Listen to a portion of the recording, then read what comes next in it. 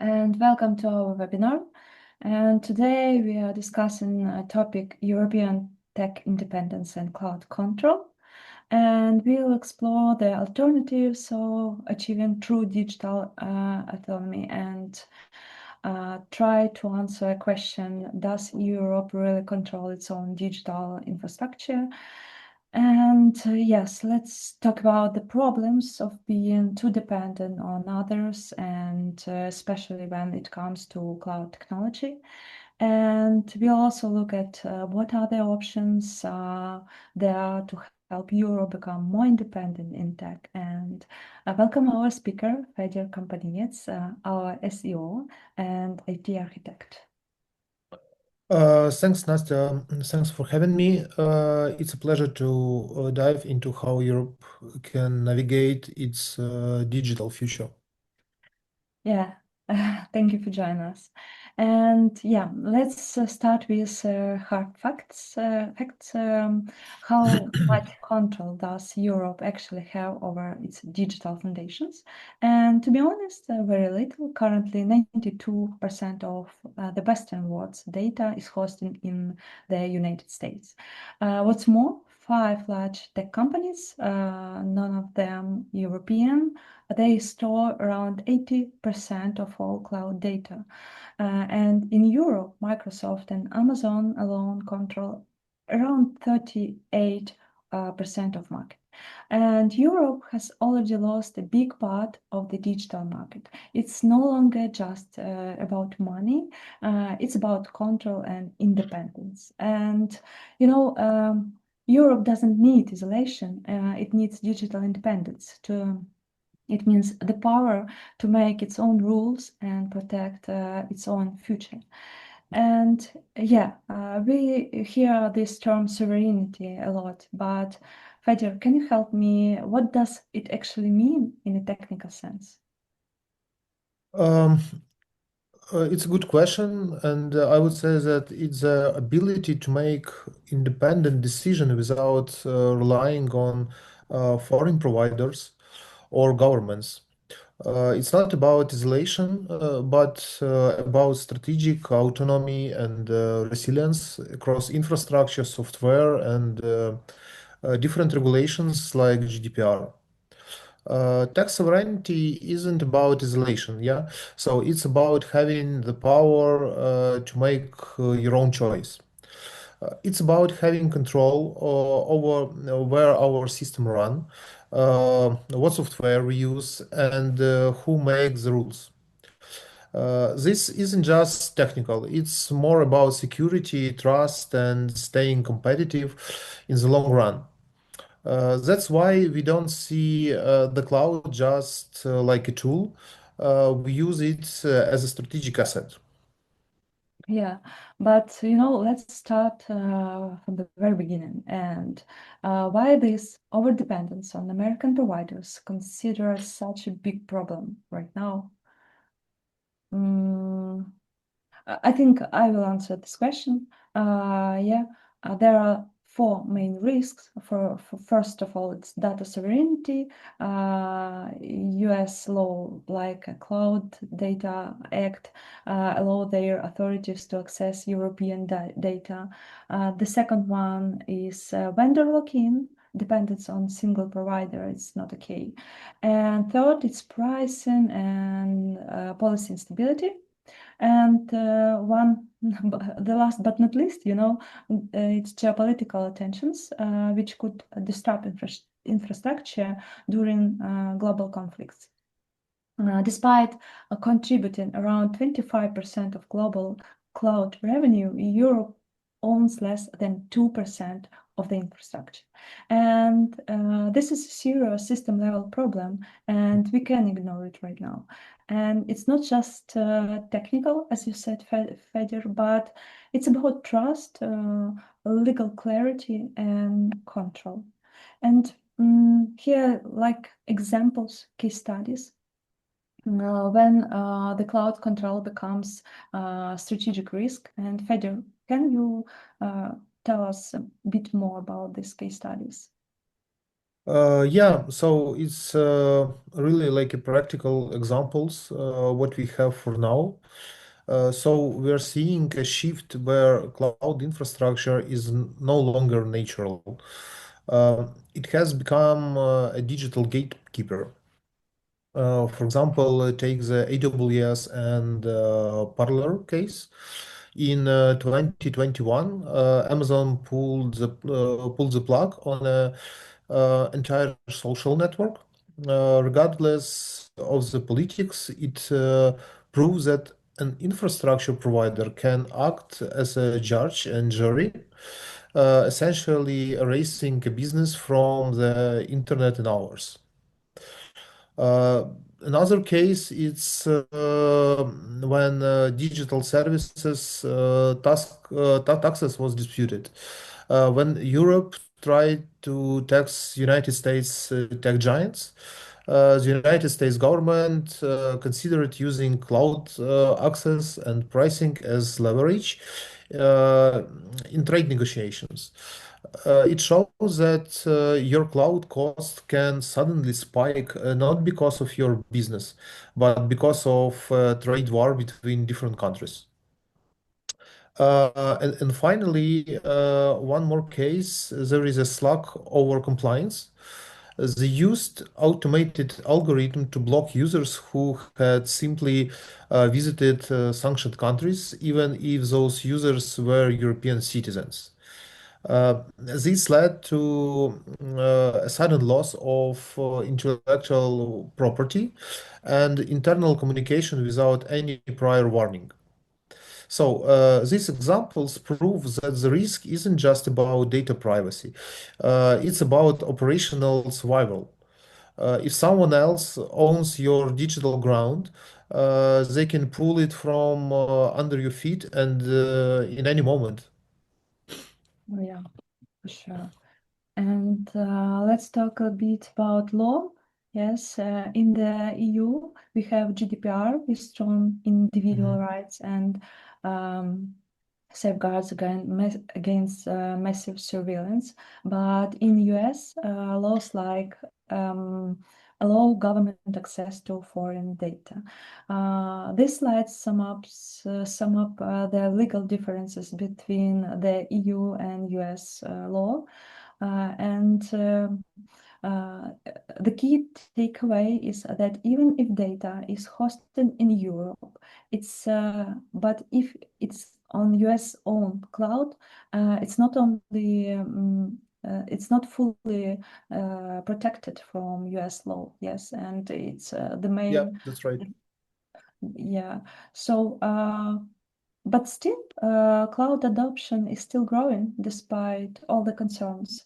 And maybe Mhm. Fahad, you want to add something about this? Um, so here we need to look where we are right now. The countries with the highest cloud adoption for now, it's Finland, Sweden, Denmark, and Malta. But using the cloud doesn't mean owning it. The data might be ours, but the infrastructure often isn't. That is a sovereignty gap we are talking about. Even through Europe depends on external providers, the cloud market here is growing fast. We see strong growth in the healthcare, finance, and public sectors, but high usage doesn't mean high control, and that is the main challenge right now. Yeah, for sure. And market is growing fast, over $185 billion dollars in 2024. That shows the strong demand, but it also raises a key question: who is meeting that demand and under what rules? And I think the main question. And growth is good, but it needs to come with a control. And we can't pretend that there is no elephant in the room. And AI factor.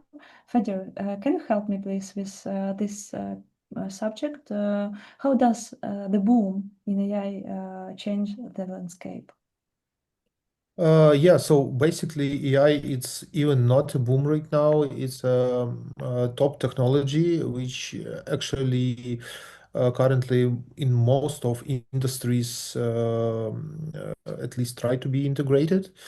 Uh, Basically, I can say that AI is a huge compute hungry technology. Training AI models takes massive computing power. It requires massive amount of GPUs and TPUs, and most of that happen on a cloud platform like Amazon, Microsoft, or Google.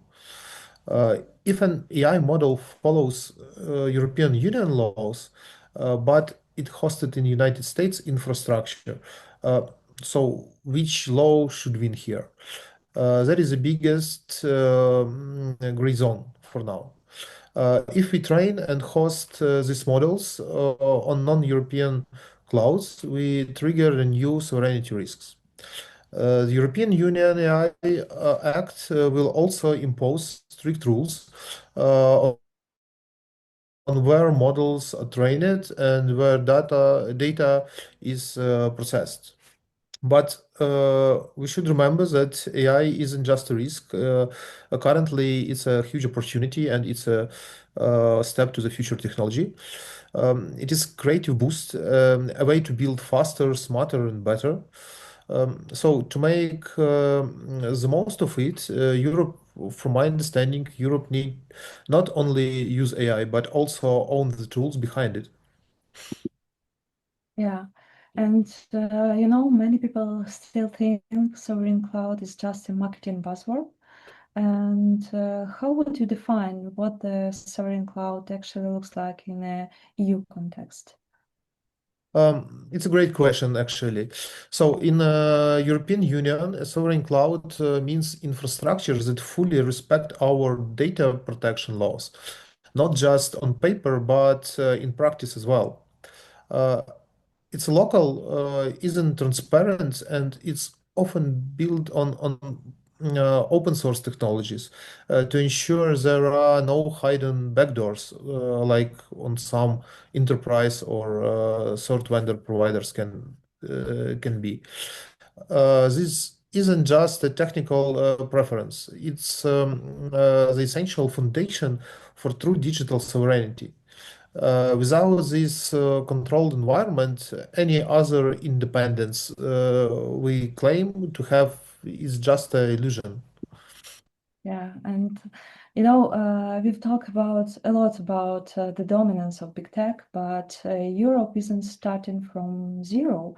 And this slide shows a strong list of homegrown alternatives. And how do these EU providers actually stack up against the global giants? Yeah, so it's not true that it's Europe actually start from zero. Yeah, it's common myth that there are no other options. As you can see here, we have established player like OVH, like Hetzner, like Scaleway that offer high performance infrastructure. Um, Alongside enterprise giants like T-Systems and Orange Business, these providers are the sovereign alternative. They operate strictly under European law, meaning your data isn't just physically in Europe, it's legally shielded from foreign surveillance. There is a practical starting point for any company looking to reclaim their digital control. Yeah, but we looked at these European providers, but we can't ignore the big news from American giants. Yes, AWS recently announced their European sovereign cloud. And is this a game changer? This is really a game changer that solves all our sovereignty problems right now. First of all, it's a expectable step from AWS. It's definitely a significant response to the pressure for digital sovereignty. Yeah, AWS is building a completely separate partition starting in Germany, which will be operated exclusively by European residents. They promise that all metadata and content will stay within in Europe.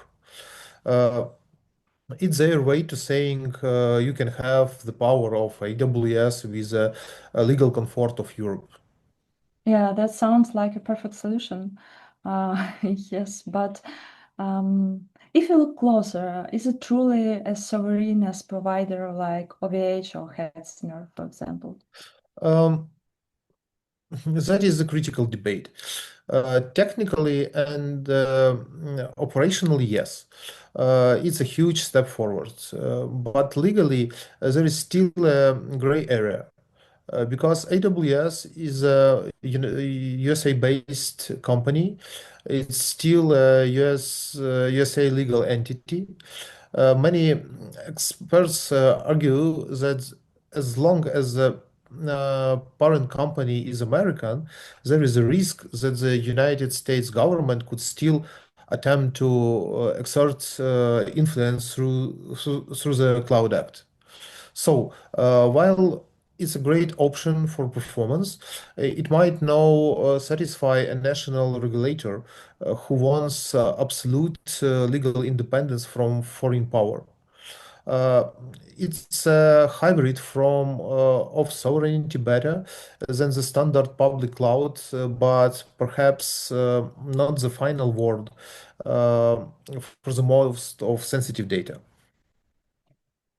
Yeah, and it's a common critique that European providers don't have the same massive scale as AWS or Azure. If they are smaller, why do they matter so much for modern business strategy?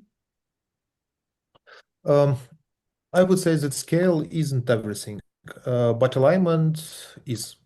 These providers align far more closely with Europeans' regulatory frameworks and values. As you can see here, they are GDPR compliant by design, and they offer much lower exposure for foreign laws like the Cloud Act. Beyond just legal safety and lead the way in the green energy and support open standards, which prevents you from being trapped in a single ecosystem. I like to put it in this way. American providers power your workload, but European providers protect your rights. For a business that value long-term stability and ethics, that is a massive competitive advantage. Sovereignty isn't about size, it's more about control. Yeah, I like it. It isn't about size. Okay, this is our heavyweight slide of our presentation. Mhm. And a side-by-side comparison of global public clouds like AWS and some smaller providers like OVH or Hetzner. And it covers everything from cost to legal jurisdiction. But I have a question.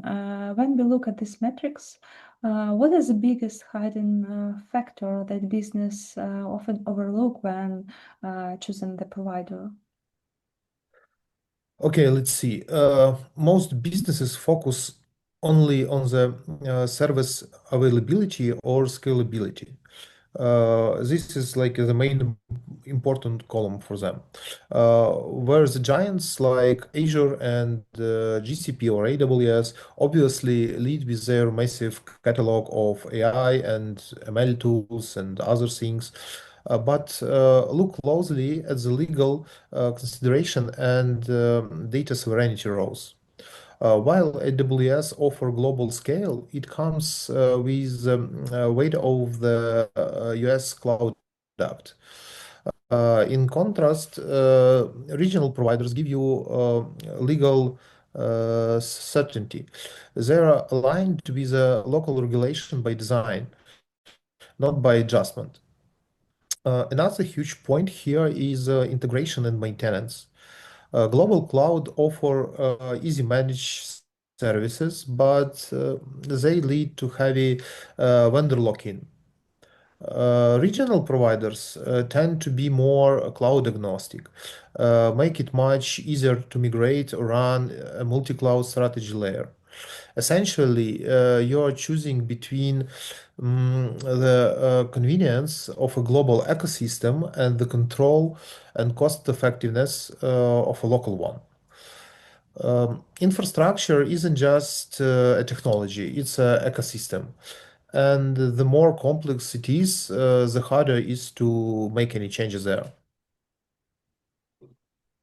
Okay, I think it's time to talk about our case from our practice. We have the case study of a digital SaaS platform for manufacturing sector, targeting both Europe and Middle East markets. And with such sensitive industrial data, the cloud selection must have been a very not easy decision, yes. And what were the main hurdles here, Fedir? Yeah, you're right that in some cases the stakes were incredibly high. The team faced triple threat of challenges. Yeah, first it's a regulatory compliance. They had to follow European and Middle East laws while strictly avoiding exposure to the cloud to the US Cloud Act. Second, they need to have a cost efficiency, specifically for heavy bandwidth and storage, without getting trapped by a single vendor. And third one, they wanted to a cloud agnostic setup, meaning that the system had to be portable and built on open source tools. Yeah, that sounds like a very demanding list, and many would assume that a giant like AWS or Azure is the only way to go for this SaaS. But as we see on the slide, the final choice was Hetzner. Why did the regional provider win this battle? Um, The correct answer probably is that it came down to the perfect balance of three things: legal safety, costs, and flexibility. By choosing Hetzner, a German-based provider, the platform got guarantees compliance with most of European Union data laws right out from the box. Yeah. From financial perspective, Hetzner offered significantly lower cost for bandwidth compared to the big hyperscalers. But from my perspective, the most important thing here is it allowed from a fully custom open source stack. Because the architecture was built using infrastructure as a code, they weren't tried to any proprietary tools. In short words, Hetzner provided the proximity to the users and the legal shield that the global provider simply couldn't offer in this specific context. Uh, this proves that the idea of sovereign cloud is realistic, as for me.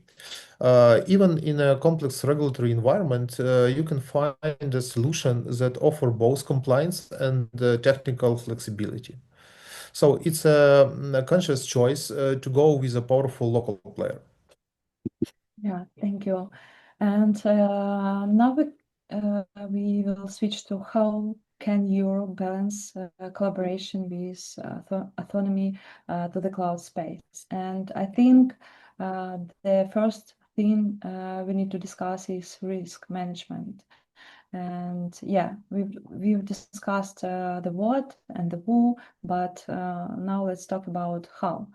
And this slide makes the bold claim that a successful strategy doesn't start with choosing a provider, yes, but with a risk analysis. And Fedir, why is this the necessary first step? Um, because there is no one single recipe for cloud independence. Before you write a single line of code or sign any contract, you have to understand your specific context. We usually look at this through the three practical lenses. The first one is risk appetite. You have to ask yourself how much risk is your organization actually willing to take. Uh, Startup trying to scale fast and as possible, yeah, a completely different risk profile than a national hospital or financial regulator, for example. Uh, are you truly prepared for a sudden service change or a foreign government interference? The next one is regulatory requirements. Your sector dictates your rules.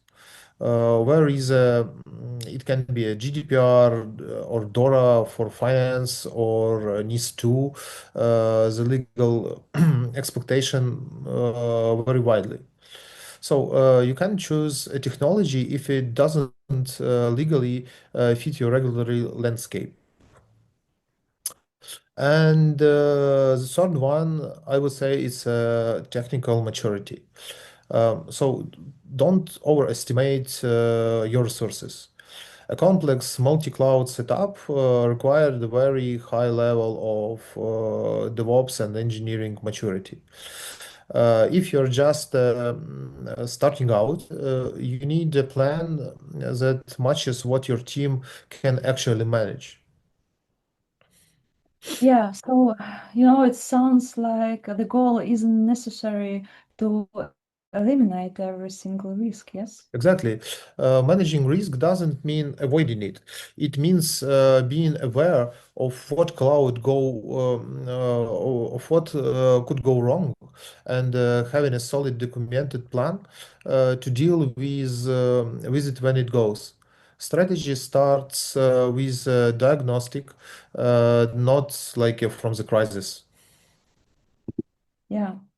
So let's move and yes, we've analyzed the risk and looked at the alternatives, and it's time to get practical. Yes, and this slide is what I call the action map. It outlines 4 concrete steps to move from dependency to autonomy. Uh, if a company is overwhelmed, where should they start actually? Fedir? You're right. It can feel like a lot, but you don't have to do everything at once. The first and the most famous rule is diversify your cloud stack. Don't put all your eggs in one basket. You can still use AWS or Azure for some core general workload, but move your sensitive or regulated data to European providers like OVH. This hybrid approach gives you a kill switch if legal or political condition will change. Yeah, and but moving everything isn't always efficient. Everything in the one bunch, yes, and that's where the step two, classify your workload, comes in, right? Yes. Not all data needs the same level of protection. So you should separate your workloads. Highly sensitive data, professional, financial, or medical should be hosted on a sovereign European clouds. Less sensitive workloads like some test or development environment can stay on a large cost efficient platforms. This way, you keep performance high without exposing critical data. Let's move forward, and step three is ensure data portability. You actually must stay cloud agnostic. It's a good thing, as for me. This means using open source tools like containerization and infrastructure as a code thing. If your setup isn't locked into one provider, proprietary tools, switching isn't a disaster. It's just like a manageable process. Uh, and fourth, it's like a build or partner with a skilled team. So cloud independence required a mix of different skills like development, DevOps, managing, FinOps things, yeah, and a deep understanding of legal and strategic risks. Whether you build this and try everything keep in house or find a partner, you need people who see like as the big picture. Right, yes. And so the bottom line here is that we aren't saying no to the big tech. Correct. It's not about saying no. It's about making a smart, informed choice. It's more when you dedicate it where your data lives and who can access. Start small, but start do it now. Okay, we've covered a lot of ground today, from technical audits to national security. As we look at this final big picture slide, it seems the goal isn't isolation, yes, but something much more strategic. Precisely. This is the most important message of the day. Uh, European's cloud strategy isn't about shooting out the world. It's about strengthening our digital position. We aren't against the United States or big tech. We are simply say we want to have a choice. We aren't afraid of big clouds. We are for making it like on under our control. We aren't building a digital wall. We're building a resilient, adaptable architecture.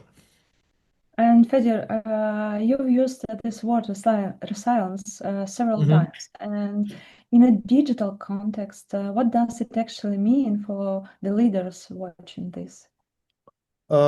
Resilience is a new form of stress. It means that the ability to react instantly if a law changes or a service is blocked. It means being immune to sudden price hikes from a single provider. To make this a reality, you need to follow the three pillars we have discussed today. The first one is classify your workloads. The second one is distribute your services. And the third one is be ready both like technically and legally to move if you have to. Yeah. And what is your final message for C-level executives and public sector leaders here today? Final message. Okay. Sovereignty, I would say that sovereignty currently it's not about some conflicts. It's about self-reliance. You don't need to control all the clouds in the world. You just need to control what matter to you. Uh, in a world of geographical shifts and fast digitalization, cloud independence isn't a nice to have anymore. If you build your infrastructure the right way, it won't be a vulnerability. It will be your strongest foundation. Yeah, and I think it's the last but not least slide for today, what you can do today. And I think the first step is to audit where your data is stored, who has access to it, and how it aligns with regulation. This is the foundation of your cloud independent strategy. A lot of companies only start thinking about their cloud strategy when something goes wrong, and like data breach, a policy change by provider, or new regulations. But the truth is a solid strategy starts with diagnosis, not a crisis. And the sooner you start, the more freedom, flexibility, and resilience you will have tomorrow. So I think it's a perfect time for consultation. Yes, feel free to reach out if you want to assess your current setup, spot hidden risk, and design a cloud strategy that actually drives your control, not just a comfort. Yes, and yes. It was the last slide, and you can reach out to us via LinkedIn, email. I think we will send you recordings of this webinar on emails. I hope we will have them. Yes, and thank you for being with us, and have a nice evening, guys. Yeah. Thank you. Bye bye. Yeah, take care. Bye-bye.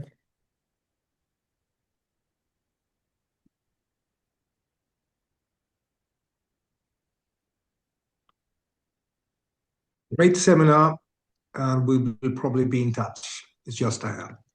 Thank you. You Thank can you. send us email or via LinkedIn. We are open for communication. Great. Thank you. Bye-bye. Bye bye. Bye-bye.